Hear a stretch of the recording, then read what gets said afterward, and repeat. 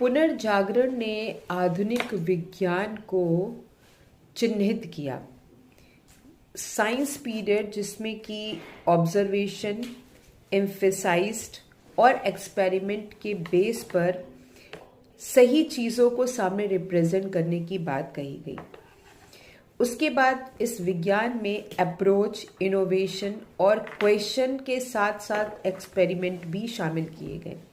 यानी अगर किसी भी चीज़ का इन्वेंशन किया जाता है तो सबसे पहले उसकी स्टडी किस लिए किया जाता है, उसके बाद प्रयोग और फिर उसके बाद जो ऑब्जर्वेशन निकल के आता है वो सही और रियलिस्टिक माना जाता है।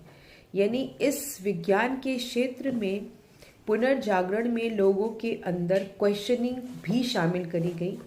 यानी किसी भी चीज़ से रिलेटेड उस प्रश्न करना, उससे तर्क वितर्क करना और तब जाकर के सही कंक्लूजन में निकालना ही पुनर्जागरण था विज्ञान के क्षेत्र में।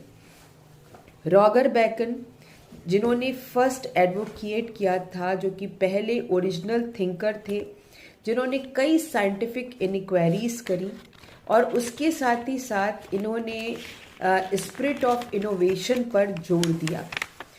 फिर इनका नए एक दूसरे साइंटिस्ट जिसका नाम निकोलस कोपरनिकस था, जो कि एक मैथमेटिशियंस थे, एक एस्ट्रोनॉमर थे, जिन्होंने फॉर्मुलेट किया मॉडल ऑफ द यूनिवर्स और उसमें सन को उन्होंने सबसे सेंटर में रखा।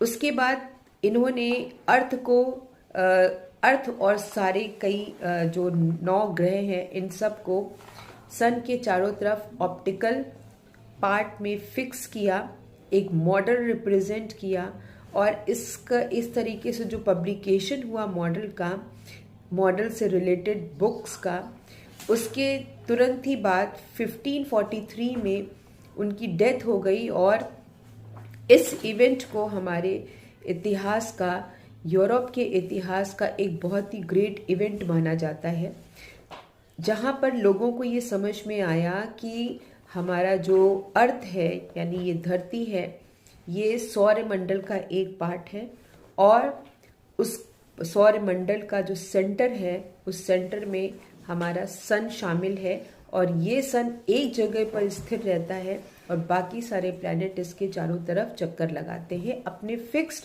और ऑप्टिकल पार्ट पर। उसके साथ ही साथ कोपरनिकस एक रिवॉल्यूशन लेकर के आए और इन्होंने कई सारे पॉइंट्स पर जोर दिया।